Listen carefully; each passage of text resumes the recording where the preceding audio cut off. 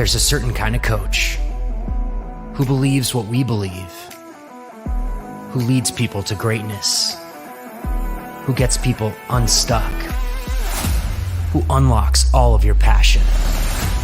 A coach who helps people discover what drives them, to tap into their superpowers. That knowing your why is the first step to untap potential, to focus, to breakthroughs. A coach who's looking for a better way. Are you that coach?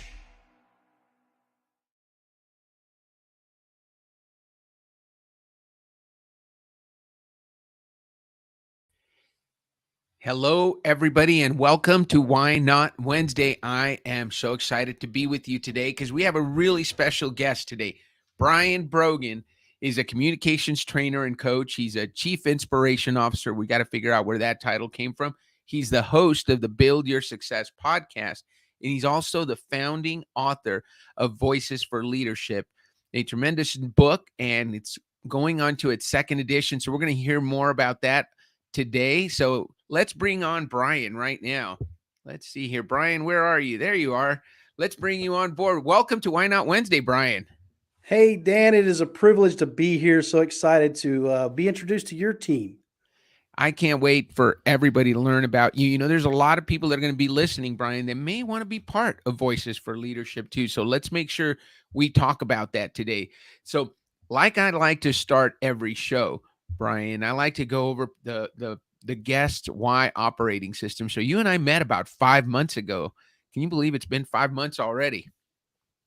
Unbelievable. Time flies. Time does fly. And you've had a lot of changes in your life since we met. So we want to definitely talk about those. But, you know, let's let the folks that are on the phone that are familiar with why and WHY.os be familiar with who Brian is. So Brian's why is to contribute to the success of others, make a difference, make a positive impact. His how is to find a better way and share it with others. And his what is to build relationships based on trust. So what that tells me, Brian, is that you're somebody who cares about other people. You like helping other people. You like to be part of causes that are bigger than yourself. Does that sound like you? You know, Dan, it does. And in fact, sometimes that gets me in trouble. You know, that finding a better way. Sometimes I need to be cautious with that because not everybody wants a better way. Right. And then I do volunteer for too many things. It seems I'm having to learn to have a filter of focus on what is important and what I need to stay focused on. Absolutely. So the contribute part, I mean, I definitely saw that in you. And a lot of what you do, it shows that contribute heart, that heart for helping others. Your how, as you said, is to find a better way. So how you contribute is by finding better ways to do things and then sharing them with the world. And that's really what Voices for Leadership is, right? It's you found a better way to let's get the voices of leaders out to the world and let's share them with everyone. So that's what you're doing there. You're getting people together and you're sharing. So I'm going to ask you more about Voices for Leadership later. And then the third part of you is trust, to build relationships based on trust. So what that tells me is that trust is very important to you. For you, if I can trust you and you can trust me, sky's the limit. But you know what? Brian is somebody you can count on. If Brian says he's going to do something, and so you have that standard for the people you work with. Would you agree with that?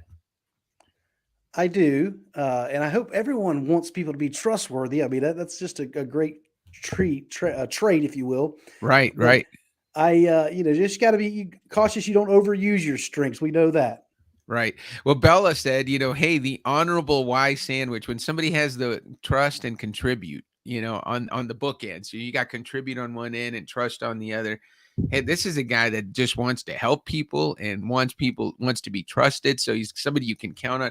Who doesn't want that? And then you put better way in the middle. So you're somebody who's looking for better ways. You're innovating and helping others by innovating. Love that.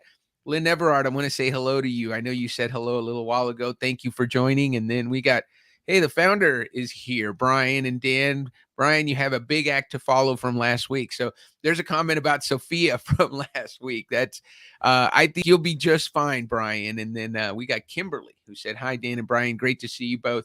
Kimberly might be someone we want to talk to about Voices for Leadership Volume 2, Brian. So tell me about that, because that is really your big project right now, Voices for Leadership Volume 2. Tell us about Volume 1 first. Where did that come from? Yeah, so I host a podcast, and I had no idea how long my podcast was going to last. In fact, I said, I'm going to do this 52 weeks, whether someone listens to it or not. And here Yeah. we are 3 years later, met a lot of amazing people. And through that, one of my guests, I always ask my guest, hey, that better way, hey, Right. what can I do to improve the podcast? And we had Larry Levine on. He's the author of Selling from the Heart. Wonderful guy. If you're not following him, please do that. But Larry said, Brian, I have one suggestion for you. He said, I think you should create a signature question for your leadership podcast. He and I went back and forth, and finally we settled on, what does leadership and being a leader mean to you? So Right. now that I've asked that almost 100 times now, Right. I've realized there is no law on leadership. Leadership's more like DNA. It's more like the why. We all are very different, and we have different answers for that. And all of them really work towards a very diverse group of people that have really good answers for leadership. And after doing that so many times, I said, well, this is a book. Right. And I thought about taking the text and the script from the podcast and saying, hey, I'm going to write this book myself. And I'm like, no, I would prefer I hear it in their voice. Right. And hence Voices for Leadership was born. I started off with Voices of Leadership, but I found out Harvard, when you do a search on that combination of words, Harvard has that sewed up. All right. But I was able to buy the Voices for Leadership domain. So that's where we're at now, voicesforleadership.com. And I feel it's better anyway, because being for something, you could be passionate about it. I love that so much. And you know what? You found a better way, right? So Voices of Leadership was gone, but there's a better way to do that. Let's talk about Voices for Leadership. And of course, we know Larry Levine. If you've been following me on LinkedIn, I'm actually reading Selling from the Heart right now and reviewing it for everybody on LinkedIn that's following me. And I just talked about one of the things Larry mentions in the book, and that is always be learning. So that was my post yesterday, and I put a picture of myself. I was on vacation for 2 days, the last 2 days, and I posted myself reading and out in the mountains and having a great time. So it's awesome that you and I both know Larry Levine. I think contributors, we all kind of run in the same circles, don't we, Brian? We do. And in fact, because of the seed he planted, he Yes. was our he wrote the forward for Volume 1, and he wrote a chapter for Volume 1. So pleased to have him along for that ride. Well, we talked about that because when you and I met, it was through Melanie Ake, who was on Volume 1, and also Eileen McDarg, who was a featured author on Volume 1, and they introduced me to you, and that conversation sprouted. I love that when I posted your why, how, and what in a post, you were like, "Oh my gosh, thank you so much. That's me," right? So that resonated with you, and then we got to talking a little bit more, and now we're starting Voices for Leadership Volume 2. Tell me about that. Well, so what we have learned along this journey of Volume 1 is we help authors, coaches, and speakers grow their audience and improve opportunities for growth and collaboration. Isn't that something we need in today's world, to grow more and to collaborate more, to get together and work together? And so that's what we've done. We put together, the model now is 40 authors. We have 4 pillars in our book. That's going to be leadership, communication, mentorship, and I got to remember my 4th one. It's Leadership, communication, mentorship, and and the vision, not purpose. Purpose is the 4th one. purpose. That's what That's it the is. 4th one. That's correct. So those 4 items, we've dedicated the authors, the featured authors are using that as their pillar part of the book. So it's broken up into sections, not chapters. Right. And so we decided on the second round, we're going to actually assign that the first time. The first time around, we learned a lot of lessons, but we just had them write their chapter, and then I determined which pillar it belonged in. Going Right. this time, we learned some lessons. And so, your chapter is going to be on the, it's not mentor. It is mentorship. It is Yeah. mentorship. Yeah. Yeah. So you're going to work on that and be that pillar. And then we have these other authors joining us. I think you said you're going to mention that later, so I'll leave that alone now. But Well, definitely. yeah. Let's talk about them as soon as we're done with this question. But let's continue. Tell me more about Volume 2. And so that's what we're doing now. So we're putting together, we're right now taking applications. This isn't a place where you can show up and drop your credit card and give us some work that you wrote overnight. We actually want to understand that what you're going to provide to us is going to be something that meets the requirements of our audience and the purpose of the book. So that's what we Right. want to make sure of. And that's what we're doing now. We're accepting applications. People can go to our website, fill out an application, and then be considered to be in the book. There are so many authors amongst the coaches at Y Institute. So if you're one of our coaches and you're an author, or you have a message, how big of a commitment is it to write one of the chapters? That is one thing that Brian made, what I call Brian proof. Yeah. It's only 750 to 1,000 words, so it's a small contribution of your time, and it's a small commitment of money. This is crowdfunded, so each of our authors that are selected will help us, pay for the publishing, the advertising, and all those things, so that we can promote this book.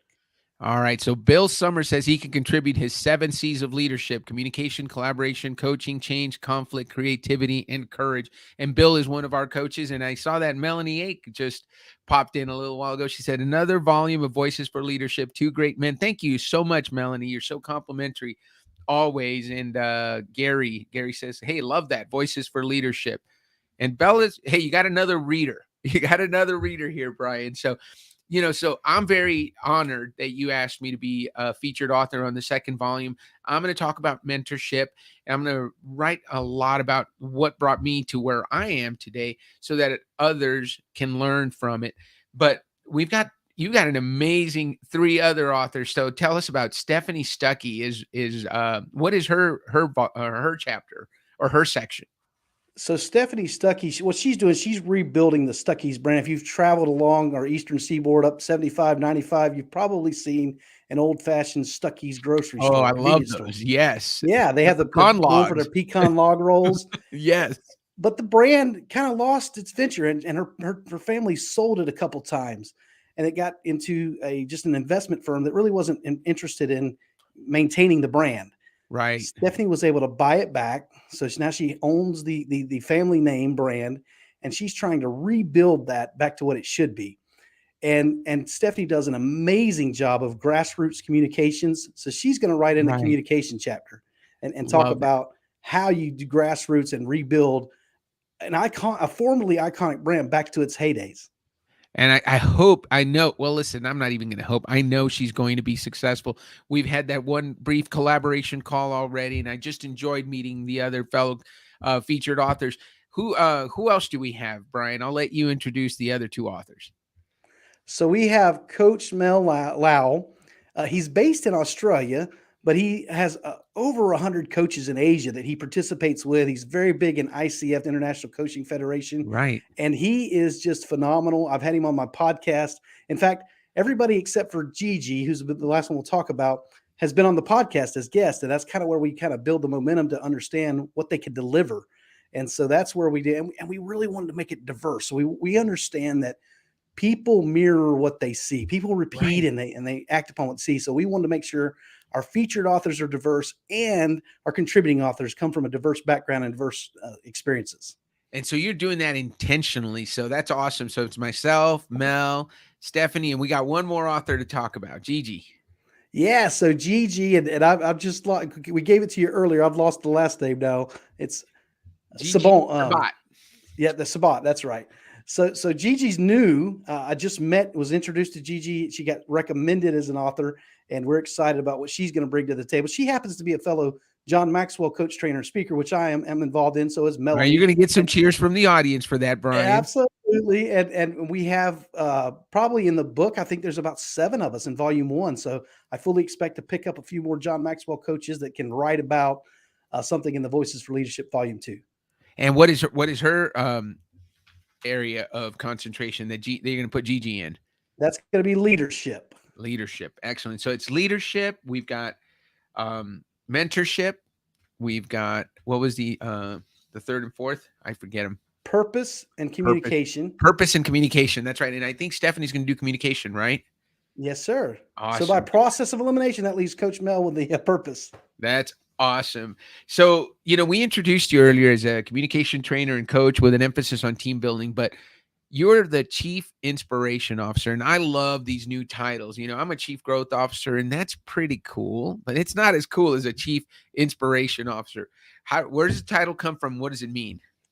Well, I had a career, a 28-year, very rewarding career in a construction company, led into me becoming the vice president there. Yeah. So I had to sit down and redo my LinkedIn profile with a new title. And I didn't know what to call myself. So I called myself a Chief Inspiration Officer. And I had several comments about they love that title. So then I Googled it after putting it on LinkedIn. And there are other people that have that, Chief Inspiration Officer. But that's what I want to do. I want to inspire others to be the best version of themselves and companies to grow and become the best version of the company they can be.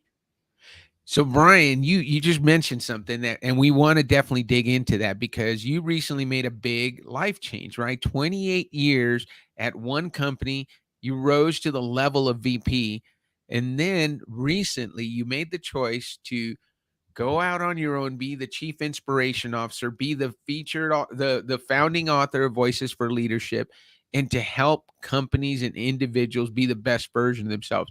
What was that decision process like for you? Do you want to see my fingernails? so there is a lot of security in a 28-year career. Yes. Let me tell you what else is going on. This is Why Not Wednesday. So let me just tell you the why not side of this. Right. Me and my wife have 4 children. We've been married for 25 years. We just celebrated our silver anniversary. We had no idea when I made these plans that 3 of our 4 children would decide to be married in 2022. Wow. So 3 weddings this year. Now, are they all girls? No, sir. So my youngest daughter, she decided to go first. She got married in March. Okay. And then we have twin boys. So one of the boys got married in May. And our oldest daughter, she's 24. She'll be getting married in October. So here we are. Brian's going to change his career. And we got these things going on at the same time. So, hey, it's Why Not Wednesday. Why not 2022? Why not the year that everybody gets married? So one of the twins is not getting married. Correct. So hopefully he's, doesn't pull it off in the last thing of 2022, 2023. So we'll see how that goes. There's 5 months and a week left, Brian. He can still pull it off. I don't know if there's any pressure from the other siblings. That would be fantastic. Everybody would always have, the same year of their anniversary. Stop it, Dan. I hope they're not listening to this.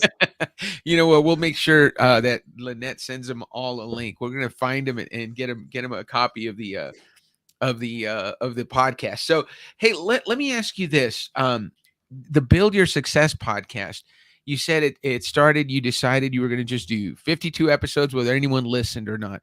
And that's led to the book. It led to you meeting Larry. It's led to you meeting a lot of amazing leaders and interviewing them with that signature question about leadership. What have you learned from those 52, or more than 52, over 100 times you've asked that question? What's the most important thing or the most insightful thing you've learned from asking that question? Wow. That answering that question is a hard question. I know how some of my guests get put on the spot. One thing that comes out is vulnerability. It seems to be something that people struggle with as leaders, right, to show themselves vulnerable. But it also is so your team members love it. In fact, I was doing a training yesterday, and at the end of the session, so many of the team members love to hear the vulnerability from their leader. They didn't know they experienced some of the same concerns. Yeah. Hey, guess what? Your leader is a human being. Right. And so we all experience these problems and trials. And you know what? The people that you're leading, they have things they're struggling with too. And if we can recognize that, be vulnerable for others, I think that's one of the key components for leadership. And then modeling, setting an example for others. So if you're going to show up, show up. If you're going to do these things, if you're going to have an open door policy, I like to call it an open ear policy. If your door's open and you're still working on your computer when your employee comes in, right, you're not very being open door. So, take time. Someone comes to see you, give them your ear. Be that person they can depend upon to be listened to. So you're a man after my own heart, Brian. My word for the year is to listen. And listening, Melanie, as a matter of fact, who she just commented on Stephanie, she said she's awesome. I don't know if she was commenting on Stephanie or on Gigi, one of the two, but thank you, Melanie, for commenting. But Melanie sent me something last week in a text that said, did you know that listen and silent use the exact same letters? So it's very important. Like you said, it's important to be silent in order to listen. And I love the point you made.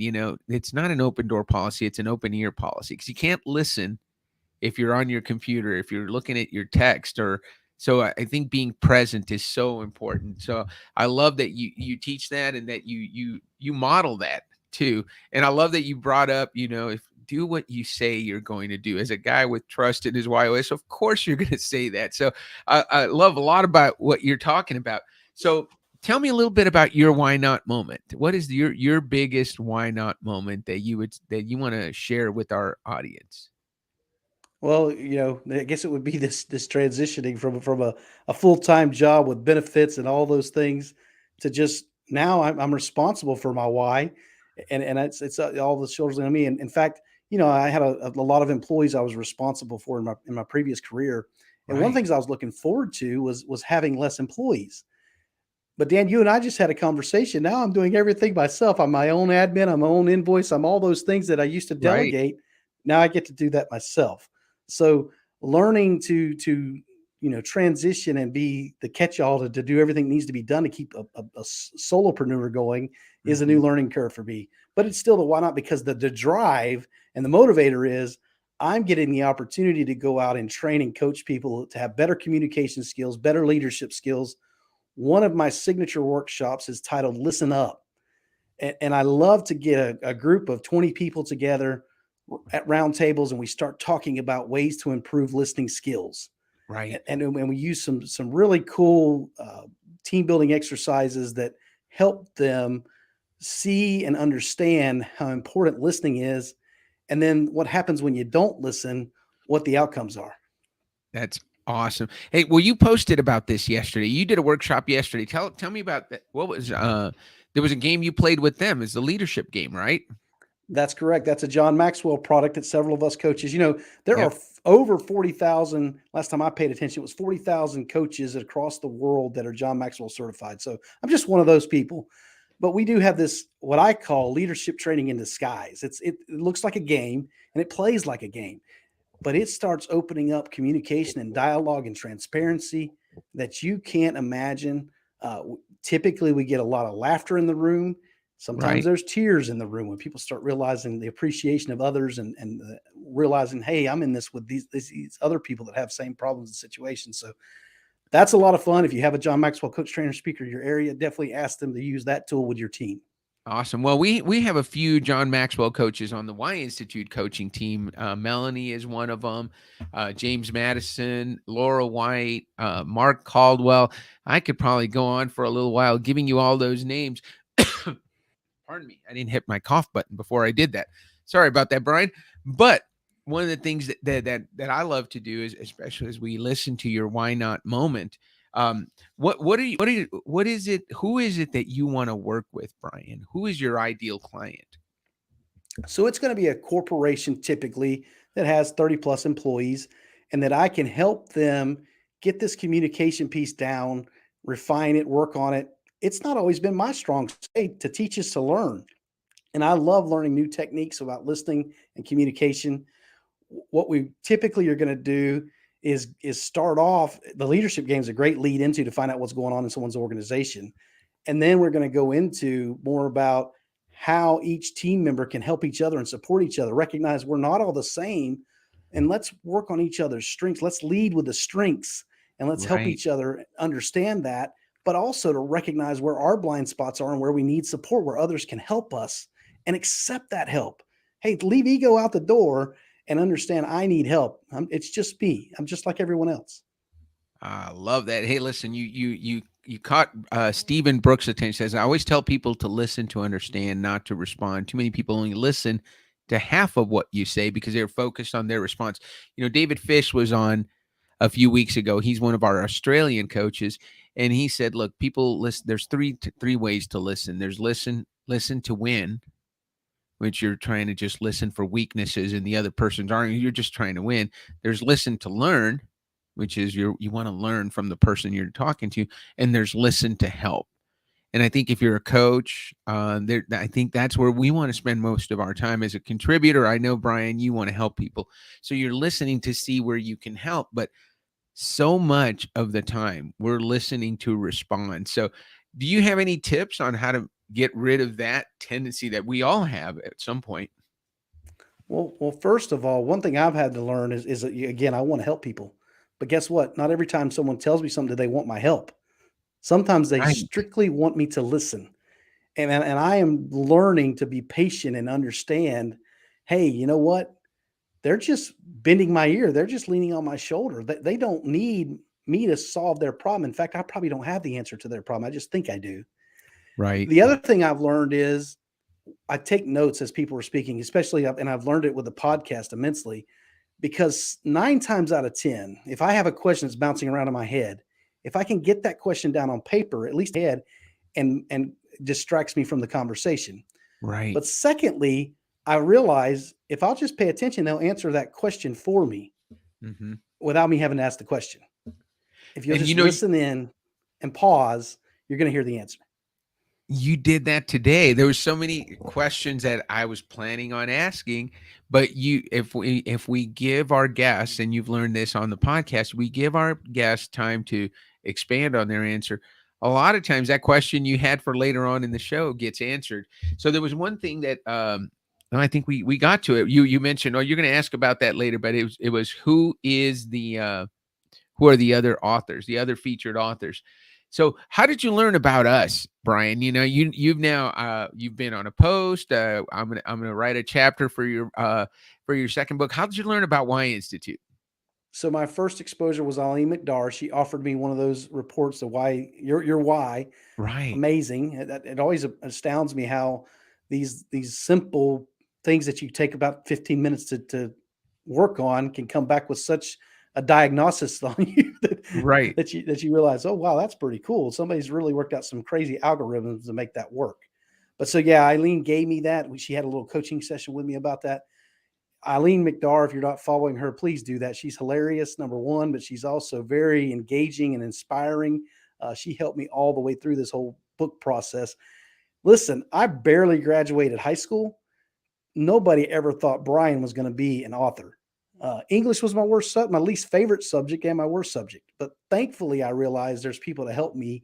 I've got a message, and someone can help me get it out in word, in written word. I love that you said it wasn't your worst subject, and it was also one you didn't like, because there's a lot of people that sometimes we're good at something, but it's not something we like, and just because you're good at it doesn't mean you have to do it. Right? I'm good at math, but I don't like doing math.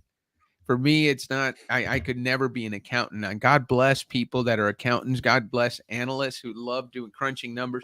I couldn't figure out how to divide 800 by 50 a little while ago. So I was trying to figure that out a little while ago. And I said, I'm just going to put that into the calculator. That's what it's there for.